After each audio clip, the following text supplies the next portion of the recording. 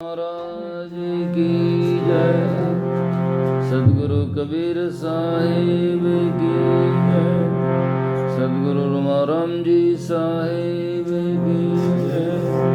अनंत कोटि संत महापुरुषों की जय।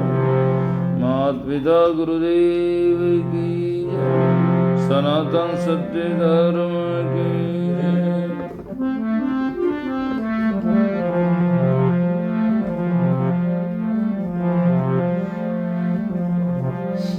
वंदो सत्य कबीर के चरण कमल सिर नाये।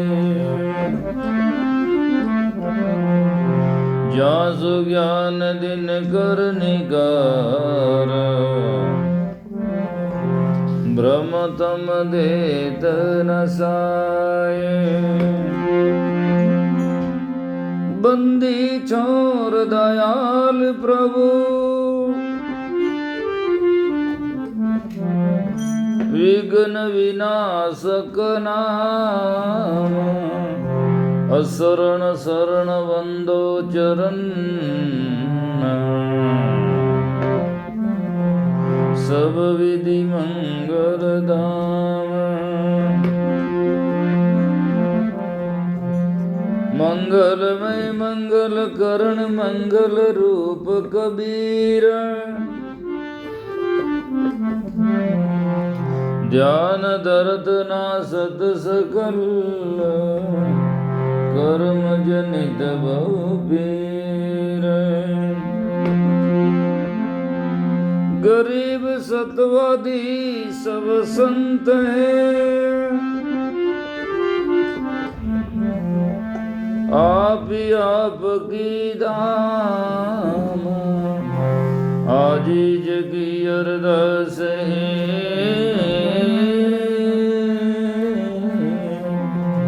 सकल संत प्रणाम।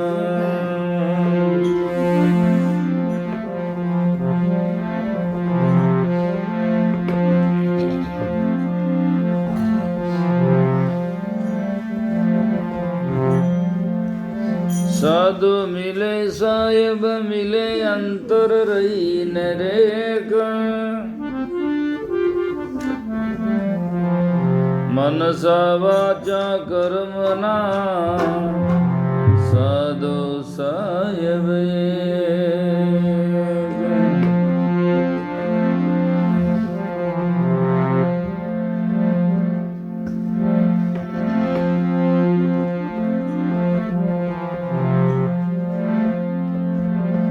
कबीर सो दिन निर्मला जा दिन संत मिलाई। अंक बरे बर बेटिए। पाप शरीरा जाए।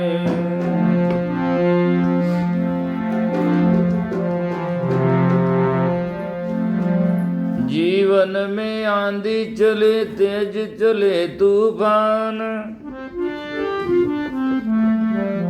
धीर पुरुष अविचल रहे। सुख दुख एक समान।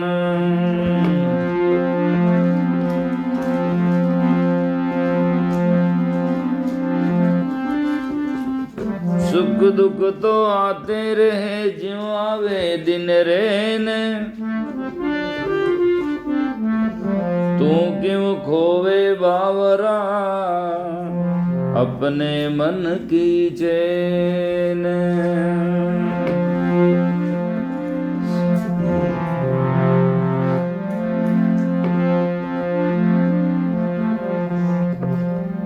होनी सोई होत है होनहार सोई। रामचंद्र वन को गया सुख आवत दुख जोई।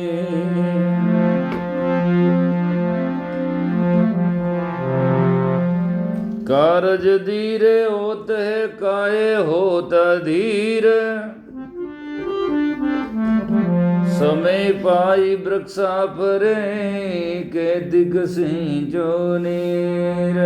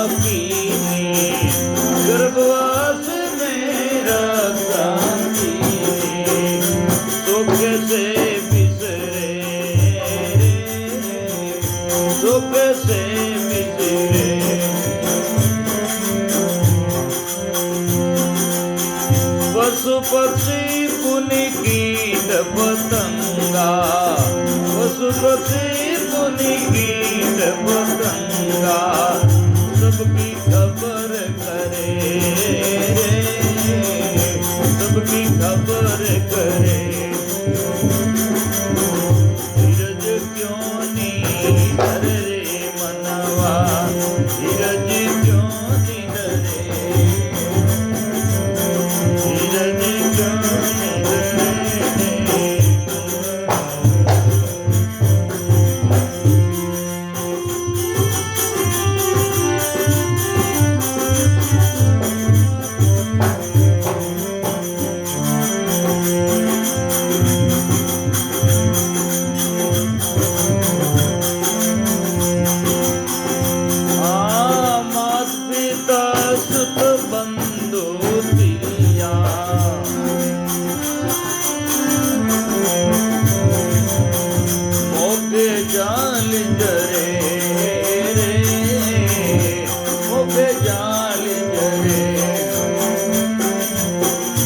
समझ दे का मन कोई नहीं अपना, समझ दे का मन कोई नहीं अपना, धोखे में काई पड़े, धोखे में काई पड़े, धीरज क्यों नहीं धरे रे मनवा, धीरज क्यों नहीं धरे, धीरज क्यों नहीं धरे रे मनवा रे।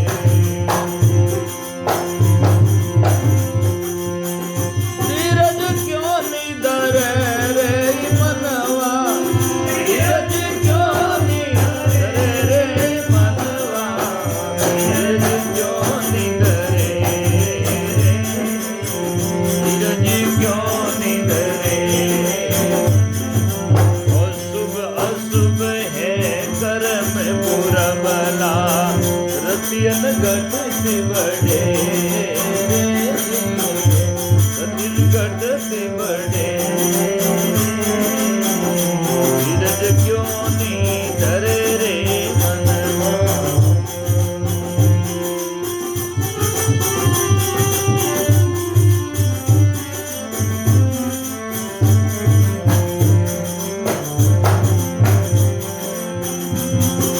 ओ तुम तो हंस उसी सायब का, तुम तो हंस उसी सायब का, भटकत काई फिरे रे, भटकत काई फिरे, आओ भटकत काई फिरे रे, भटकत काई फिरे।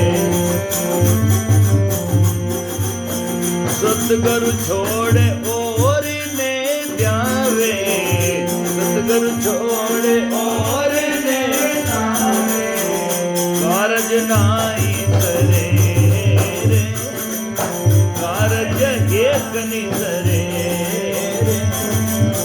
धीरज क्यों नहीं धरे रे मनवा, धीरज क्यों नहीं धरे रे, धीरज क्यों नहीं धरे रे मनवा।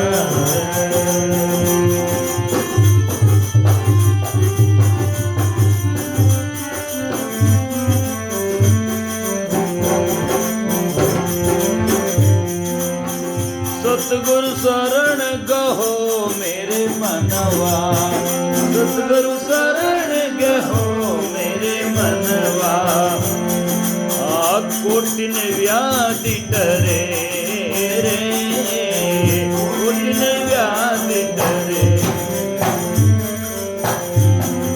ओ कहे कबीर ससुनो भरी सालो, कहे कबीर से जाई जीव तीरे रे, से जाई जीव तीरे। धीरज क्यों नहीं धरे रे मनवा, धीरज क्यों नहीं धरे रे, धीरज क्यों नहीं धरे रे मनवा, धीरज क्यों नहीं धरे, धीरज क्यों नहीं धरे रे मनवा।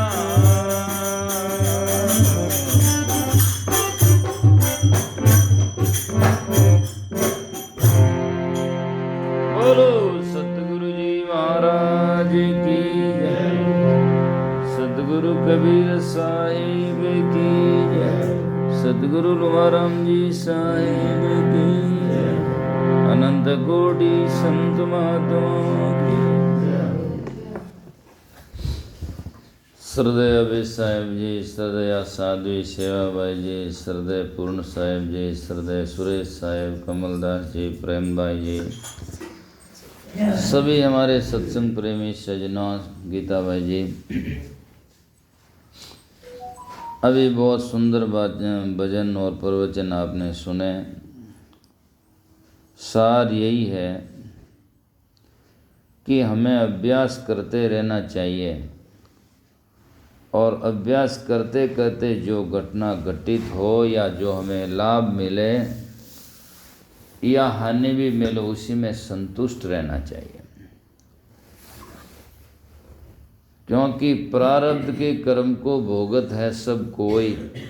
ज्ञानी भुगते ज्ञान से न अज्ञानी भुगते रोई। ज्ञानी उनको ज्ञान से भोगता है, अज्ञानी रो रो कर भोगता है। भोगना तो सबको पड़ता है। अब जाकर के ऐसे कई बार आदमी सोचता कि जब प्रारब्ध हो वैसा करेंगे, होगा तो फिर हम क्यों करें, बैठे रहें। ये भी गलत है। क्रियमान कर्म हमें सहजता में करते रहना चाहिए और करते करते जो होता है उसको प्रारब्ध मानना चाहिए कि प्रारब्ध में हमारे इस प्रकार के लिखा है, उससे में संतुष्ट रहें। ये समझदारी है। तो इसीलिए संत महापुरुष कहते हैं मनवा धीरज क्यों नहीं धरे रे। अभी साहिब जी ने ऐसा कि कहा प्रारब्ध पहले बना पीछे बना शरीर। मकान में जैसा, दीवार में, छुने में जैसा जो वस्तुएं दी है, जिस दिन गिरेगा तो वही निकलेगा, दूसरा तो कहाँ से निकलेगा। तो जो प्रारब्ध में हम करते हैं उन्हीं के अनुसार हमारा शरीर, सुख सुविधा, उन्हीं के अनुसार जन्म, उन्हीं के जो बड़ा संयोग होता है। प्रारब्ध होनहार गत न्यारी संता कष्ट भोगियो राजा राम। होनार होवे सो होवे अपना ज्ञान होवे काम। प्रारब्ध जो होता है किस प्रकार से खींचता है। आज आप देख सकते हैं हम देवगढ़ बैठे हैं, यहाँ कामली घाट के पास में आश्रम में। मेरा जन्म कहाँ हुआ और किस, यहाँ से 130, 140, 50, 60 किलोमीटर दूर है। प्रारब्ध कैसे यहाँ पहाड़ में खींच कर ले आया। मेरे माध्यम से आप सब लोग यहाँ आकर बैठे हैं। ये सब प्रारब्ध है। मुझे कई लोग नए नए यहाँ आते हैं तो देखते हैं कि महाराज अटे थाने कौन लायो, अटे बाकर में लाते कौन है, और ला भी कोई ले भी आए तो रहते कौन है। रहना करना सभी प्रारब्ध की देन है और हर चीज में है। भजन सीखना सब चाहते हैं पर सब सीख नहीं सकते। सुखी होना सब चाहते हैं पर हो नहीं सकते। और सजनों सब चाहते हैं कि हम जाके धनी बन जाए पर सब होते नहीं हैं, क्योंकि प्रारब्ध में नहीं है। मूल बात होती है, फिर बाद में प्रारब्ध नहीं होता तो कर्म भी शुभ होता नहीं है। तो इसका मतलब सत्संग करने का क्या तात्पर्य है। सत्संग करने का तात्पर्य है कि सत्संग में जाने से कर्मों का हमें जो निर्णय होता है, क्योंकि कर्मों के विभाजन है, जिसमें सबसे विभाजन तो यह है कि कर्म शुभ और अशुभ दो होते हैं। इसीलिए शास्त्रों में लिखा कर्मारी जाजा दो प्रकार, शुभ और अशुभ कहावे।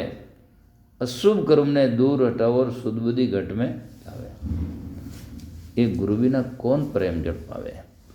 तो अशुभ कर्मों को पहले जाने, गुरु के पास में जाने। अशुभ कर्म क्या है? हमारे तन मन वचनों से किसी आत्मा को दुख ठेस लगता है, वो अशुभ है। दूसरा उसका प्रूफ यह है कि कर्म करते वक्त तन मन वचनों से कोई भी हम कर्म करें, चाहे सुन रहे हैं, चाहे देख रहे हैं, चाहे कोई कर रहे हैं, चाहे खा रहे हैं, चाहे पी रहे हैं, या कहीं जा रहे हैं, या अब हम सो भी रहे हैं, लेकिन करते वक्त यदि हमारा हृदय भीतर से बोलता, कोई देख न ले, किसी को मालूम न पड़ जाए, अन्य के यदि हमारा हृदय धड़कता है तो सोचो ये अशुभ है। क्योंकि धड़कने का कारण यह है कि वो नीति के विरुद्ध है और वो भीतर से डरता इसलिए है कि किसी को मालूम न पड़ जाए। तो ये बातें दो होती है, उसका ये शुभ अशुभ का निर्णय होता है। अब पक्की बात है, कोई भी गांव का आदमी पानी पीता है और बोतल पानी के ले आता तो किसी को डर नहीं लगता, और शराबरी लावे बोतल तो भगला ही जाने पीवे हो तो ही बहुत छाने लावे फिर भी।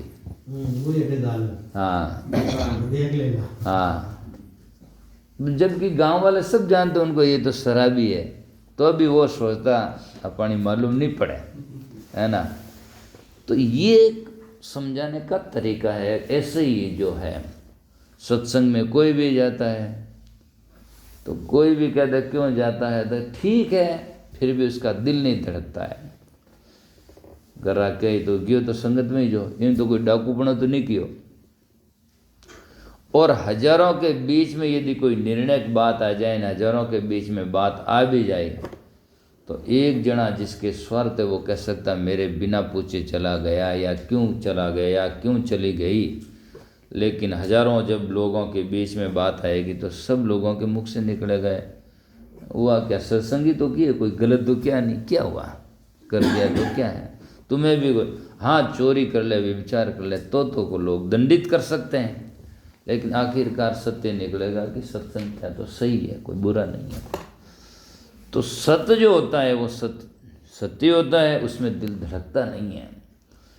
इसीलिए महान पुरुष कहते हैं सत्संग इसलिए किया जाता है कि पहले तो अशुभ कर्मों को और शुभ कर्मों को हम जाने, हमें निर्णय हो जाए। सद्गुरु लिखाते हैं, फिर बाद में जाकर के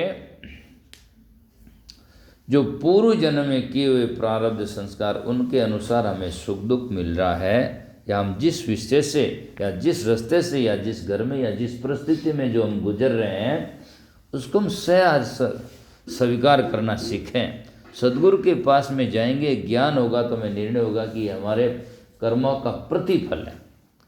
प्रति उसे लगता है कोई चीज़ होती लौट कर, जैसे प्रतिपक्ष, जैसे प्रतिध्वनि, प्रतिविरोध, और कहते हैं प्रतिप्रसन्न या प्रतिफल। जैसे कुएं के पास में जाकर हम आवाज़ दें तो उसकी आवाज़ आती है, उसे कहते हैं प्रतिध्वनि, मतलब वही आवाज़ लौटकर हमारे पास में वापस आती है। ऐसे ही प्रतिफल है, जो हम देते हैं वही लौटकर हमारे पास में वापस आता है, उसे कहते हैं प्रतिफल। तो कर्मों का प्रतिफल जो है आज हम भोग रहे हैं वो हमारे पूर्व जन्मों के संस्कार के कर्मों के फल प्रतिफल है, उनका जाकर के वही लौट कर हमारे पास में आता है। गाली देता है तो गाली लौट कर आती है ही है। ऐसे ही जाकर के प्रतिफल, तो हमें निर्णय हो जाता सद्गुरु के ज्ञान से कि ये हमारे कर्मों के प्रतिफल है। किसी ने दूसरे ने दिया नहीं, जो क्रोध करें, बच्चा जन्मा खोड़ा पंगड़ा टेढ़ा मेढ़ा, तो करो सेवा उनकी, तुम्हारे कर्मों के प्रतिफल। तो उनको समझ में आ जाता है तो वो उसी को सुख और शांति से और अपना प्यार से भोगता है। तो आगे वाला भोगा जाता है और आज वाला उन्हें समझ में आ जाता है कि ये अच्छा है और ये बुरा है, तो फिर बुरा को छोड़ करके अच्छा करना शुरू कर देता है। ऐसे सद्गुरु हमारे कर्म छुड़ा देते हैं। तो आगे वाला तो भोगा गया और आज वाला सही बन गया, तो आगे का प्रारब्ध आज जो कर रहे हैं हमारे आगे जन्म का प्रारब्ध बनेगा। तो आज का सही होगा तो कल का स्वतः ही सही हो जाएगा। ये करने के लिए सत्संग किया जाता है। इसीलिए ज़्यादा समय नहीं लेते हुए विराम देंगे। तो मन तू धीरज क्यों नहीं धरे रे, सुबह सुबह कर्म पुरबला रे, 3 घटे बढ़े रे। और कहते हैं होनहार होवे सो होवे, चिंता काहे करे रे। तो क्यों चिंता करता है? अब कोई चला गया तो चिंता, कोई नहीं मिला तो चिंता। आदमी को चिंता इस बात की है कि जो संसार में होता है वो उसको भाता नहीं है। जैसे कोई मर्डर हुआ या कोई शादी हुआ या संबंध विच्छेद हो गया, या यूँ समझो कि बालकपन चला गया और बुढ़ापा आ गया, तो होगा पर हमें भाता नहीं बुढ़ापा। हम तो सोचते हम जवान रहे तो बढ़िया है। जो होता है वो भाता नहीं, और जो भाता है वो होता नहीं। जो चाहता है कि भाई ओ भेजा तो बढ़िया है, तो वो होता नहीं, क्योंकि प्रारब्ध के बिना मिलता नहीं है। और जो होता है वो आदमी को भाता नहीं है, और जो भाता है वो होता नहीं है, और जो भाता है जो रहता है, जो अच्छा लगता है वो रहता नहीं है, वो चला जाता है। मान लो आप क्या वो बढ़िया काम है तो वो क्षणिक रहता है, निकल जाता है। जवानी बढ़िया लगती है, संयोग और संभोग और ये जाकर के सजना रस अच्छे लगते हैं, लेकिन हर वक्त में कहाँ। भोजन जब हम भूखे होते हैं कि भोजन मिल गया, आनंद आ गया, पर वही भोजन थोड़ा और जीमते जीमते जीमते जीमते जाएं, ज्यों ज्यों एक एक ग्रास और अंदर में जाता जाए उसका स्वाद कम होता जाएगा। પછી જીમ્યા પછી आपको पूर्ण तृप्ति हो गई, પછી के और ले ले, भोजन ताजो है, रस नहीं है, वो आनंद चला जाता, वो रस आनंद रहा नहीं। तो रस आनंद वस्तुओं में नहीं है, रस आनंद जो है हमारे विचारों में है, हमारी प्रकृति में है या जनता में है। यदि जलेबी में मिठास होता तो दाप्यार बाद में को लो और खाओ, मीठी है, पर क्या भाई साहब पहली घनी गिट्टी है, इसीलिए अब नहीं भावे। और शुगर वाला ने दो, लो साहब बहुत मीठी है, अरे यार नहीं। तो इसीलिए रस वस्तु में नहीं है, रस हमारे अंदर में होगा तो उसका आनंद आता है। कहने का तात्पर्य आनंद हमारे में होता है तो दूसरे के संयोग से हमें लगता है कि आनंद हो गया, लेकिन आनंद यदि हमारे में न हो तो दूसरे के संयोग से कोई आनंद नहीं आ सकता। यदि आप भजनों में आनंद है लेकिन आप में भजना का आनंद नहीं है तो कितना ही गाओ भले महाराज, कोई आपने आनंद नहीं कि लो फालतू टाइम बर्बाद करनी है बस। और आप में आनंद है, भजनों के प्रति रस है, अच्छा लगता है, तो आप चलते जाएंगे, कहीं पास में लाउड स्पीकर से आवाज़ भी सुनाई देगी तो यार कितना बढ़िया आनंद है, भजन गा रहा, आनंद आ जाएगा सुनते ही। तो कहने का तात्पर्य है सत्संग इसलिए किया जाता है तो शुभ अशुभ कर्म पुरबला 3 घटे बढ़े रहे। संसार के बड़े बड़े महामानव कहलाने वाले रामचंद्र जी हुए, सीता जी हुए, कृष्ण जी हुए, हनुमान जी हुए, किसी को प्रारूप छोड़ा नहीं। मुनि विशिष्ट विश्वामित्र लिख लिख लगन धरे, सीतारो हरणों पितारो मरणो बन में विपत्ति पड़े, आ कर्मोरी गतो टारी नहीं टरे। मुनि विश्वामित्र मुनि विशिष्ट में लगन सुधायो, सूरज मंत्र एक दीना, जो सीता रघुनाथ बेई पलक संचनी कीना। अरे संता अपना कर्मन मिटा जाए, कर्म का लिखा मिटे दो, कैसे जो कोटि सिराए। और सबको, और हमारे भारत में ऐसे ऋषि मुनि भी हुए, किसी को न तो बख्शा है और न जाकर के किसी को सजना उसकी पक्ष में, बहुत सारे हुए। रामचंद्र जी, उनके प्रति कबीर साहब ने लिखा कि जाकर के 3 लोग के करता कहिए, वाली वादो बरियाई, एक समय ऐसी बनाई उन्हों अवसर पाई। रामचंद्र जी ने बाली को छुपके से मारा तो कहा मुझको मारियो व्याध की नहीं, जैसे शेर शिकार जानवर की तरह मुझे मारा है तो बदला होगा। तो वही बदला जा करके जब कृष्ण अवतार हुआ तो वही वाली भीलवार उसी का तीर कृष्ण भगवान के पाँव में लगा और उनकी मृत्यु हुई। तो कृष्ण जैसे को नहीं बख्शा, हम कौन से भाग की मूली है। और हम चाहते हैं कि हम कर्मों से बच जाएं। ये बाप जी था नारियल छाड़ दे, हमारे कर्म मत जाओ, क्यों बाप जी तो खुद ही उठी माँ के यहाँ बैठे। तो ये समझ में नहीं आता है लोगों को। तो यूँ कोई कर्म छोड़ता हुए, और भगवान ने गुरु जी ने लोग रिश्वत दे दे, रिश्वतखोर बनाना चाहे, मतलब 1 लाडू छाड़ना, 5 रुपये प्रसाद छाड़ना, आप सब पाप क्षमा कराना चाहे। क्यों यही वो वे भी भगवान भी क्या रिश्वतखोर है क्या, जब जाकर के ऐसे छोटे पाप और आपके इतने बड़े बड़े पाप 5-10 रुपयों में क्षमा कर देंगे हैं? क्या उसके घर में भी ऐसा चलता है? नहीं। इसलिए संत महापुरुष कहते हैं कि मुझको दोषन दीजे कहूँ और करी जैसी भुगता हूँ तो हूँ। मुझे दोष नहीं देना, मैं तो जैसी क्या तेरा क्या ही वो मैं दे रहा हूँ, तुझे दोष मिला थोड़ी दे रहा हूँ। इसीलिए संत महात्मा कहते हैं कि ये है तो मनुष्य ऐसा अपने आप में बहुत चतुर है, तो ये किसी को नहीं बख्शता, ये बस किन्होंने नहीं। एक जगह तो क्या भगवान सब जगह है, तो सब जगह है तो घर में बड़ मिंदर क्यों बना, सब जगह ही जे भाई, सब जगह है तो मिंदर बनाने की क्या जरूरत है। પણ मिंदर बनान भगवान ने वो पर्दो कर दे जो बस बाप जी अटेटी जैन बाकी घर में की करो बोले आपा लड़ाई करो झगड़ा करो कुछ भी खाओ कुछ भी पियो है ना। तो ये भगवान के साथ में ऐसा सोचता है कि बस अब तो भगवान अटेटी है वो पर्दो कर दियो मिंदरो दरवाजो दे दियो પછી आपा बाकी घर तो अपनो है भगवान नो घर तो वही तो ही है ना।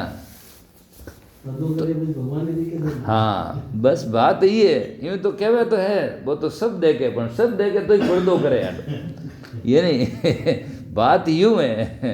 तो मेरा कहने का तात्पर्य है मेरे को आप सब जानते हैं कि मेरी स्पष्ट बात कहने की आदत है। तो लोग क्या है कि मतलब एक तरफ से तो आदमी कितना बुद्धिजीवी है और एक तरफ से देखे तो कितना शैतान और चापलूसी है उन किसी को छोड़ता नहीं है। एक भैरू जी को राखने वाली पूजा करने वाला क्या भैरू जी मेरा सिर धनी है यार आप रे तो माचो करावे 5-10 हज़ारों भैरू जी डोकोर माचो है जब भैरू जी तेरा सिर धनी है तो थारे 5,000 माचो तो मान 10,000 होना चाहिए। अब आज मेरा शिष्य मेरे को माने कि भाई गुरुजी मेरे हैं मेरे सिर धनी है तो आने 5,000 माचो मर नहीं करवे तो ये तो है समझदारी। अट ठाया कि मैं नहीं कहूँ महाराज कह दई और भैरू जी ना देन कोई बात कह दे एक तो इसीलिए वो भीतर से जानता है कि यहाँ कुछ नहीं है तब भी फिर भी जाकर के ढोंग करता है। तो बातें दूसरी तरफ में चले गई प्रारब्ध की है। तो कहने का तात्पर्य यह है कि हमें जीवन में सच असत का निर्णय करना चाहिए और सद्गुरु के पास में जाकर यथार्थवाद समझें। तो इसीलिए कहा गया है कि हो नार होवे सो होवे चिंता काई करे रे गर्भवास में रक्षा की नहीं सो कैसे बिसरे रे समझाने का तरीका है। प्रकृति से गर्भ में रक्षा करते हैं अर्थात गर्भ में पलता है तो वहाँ कोई जाकर के कोई ड्यूटी थोड़ी करता है लेकिन वो सब प्रारब्ध के अनुसार जाकर के बनता है। और जैसे गर्भ में भोजन मिलता है तो बाहर क्यों नहीं मिलेगा लेकिन शांति भी होनी चाहिए। प्रारब्ध में यदि 8 की 9 है चलो नहीं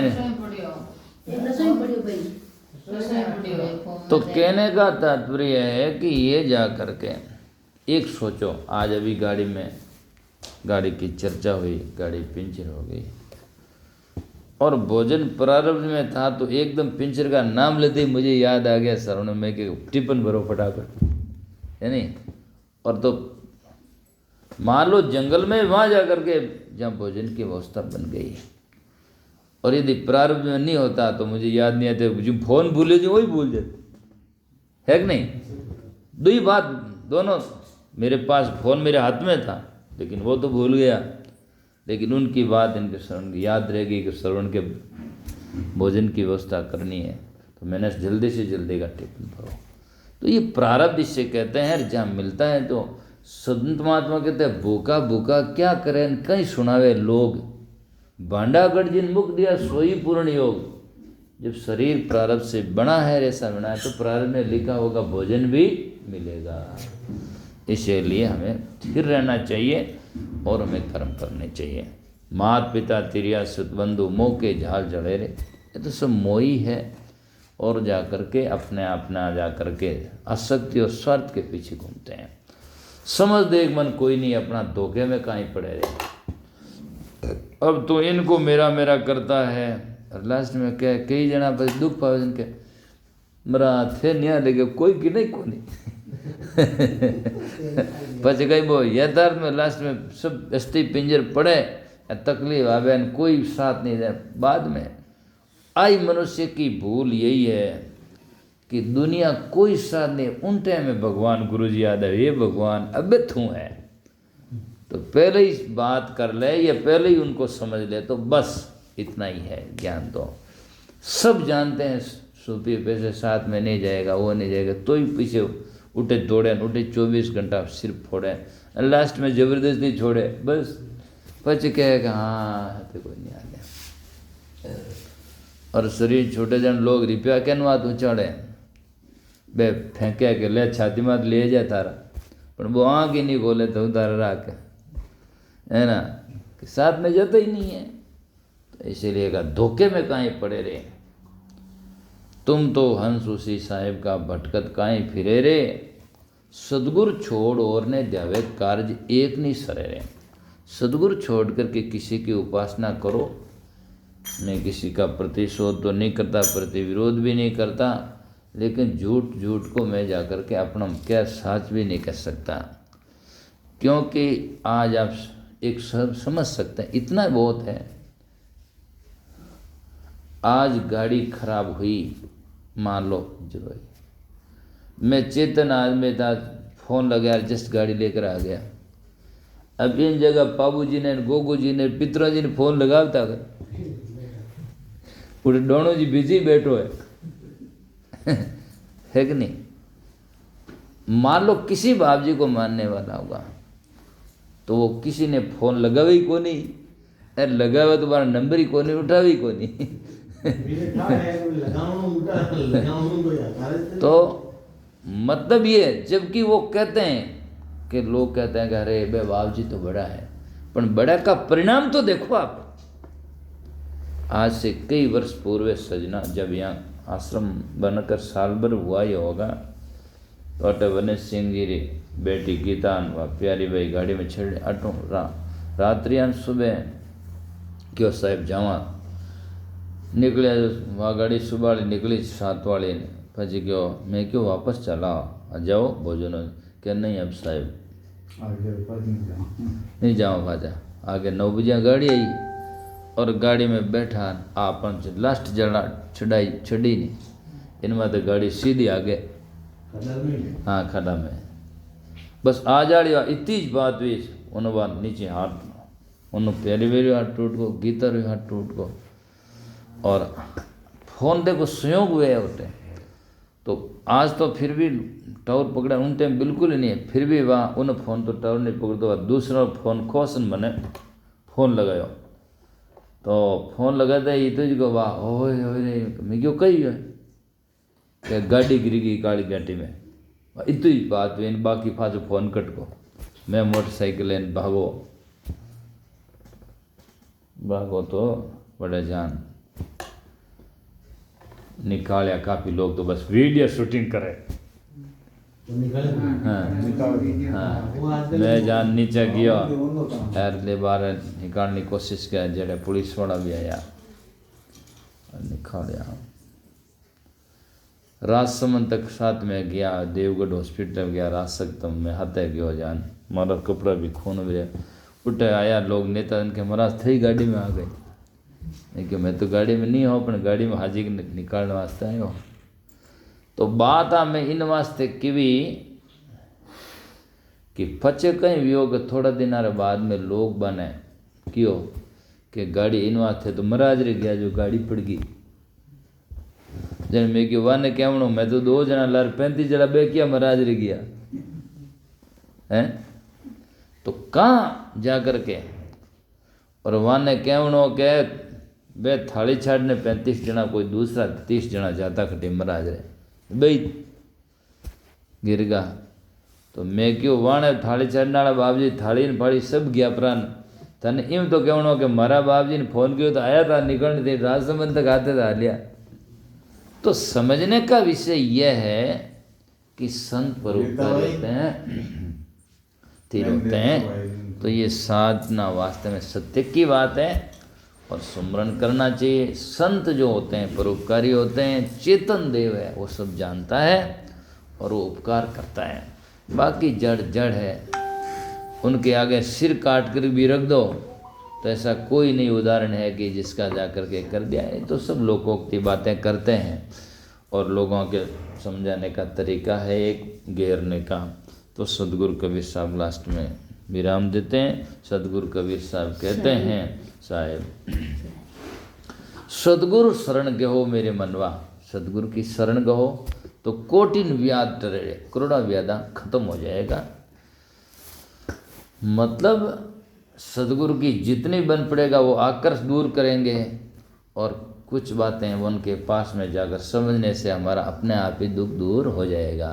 क्योंकि हमें समझ में आ जाएगा ये तो सब बनता रहता है, बनता है, बिगड़ता है, खाना पीना, उठना बैठना, जन्मना मरना, ये तो होता है अनादि से। तो उसमें जा कर के वो कोई भी नहीं।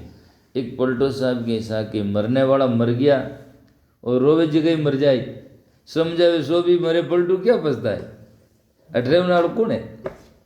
तो इतना ही समझ में आ जाए तो झंझट खत्म है बस। तो इसलिए अच्छे विवेकी संतों का संग करो। और मैं तो ये मानता हूँ कि सदगुरु कबीर साहब का ज्ञान समझ में आना और ऐसे संतों के पास में जाकर सत्संग सुन पाना और मानव जन्म, इससे बड़भागी दुनिया में कोई नहीं हो सकता है। और हम बड़भागी हैं इस अवस्था में इस प्रकार का ज्ञान सुन पाते हैं। यहाँ बहुत सारे लोग हैं, खाओ पियो मर जाओ बस और कुछ नहीं। तो हमारा जीवन सत्य की तरफ में बढ़े। बोलो सदगुरुदेव की जय। साहेब बंदी साहब।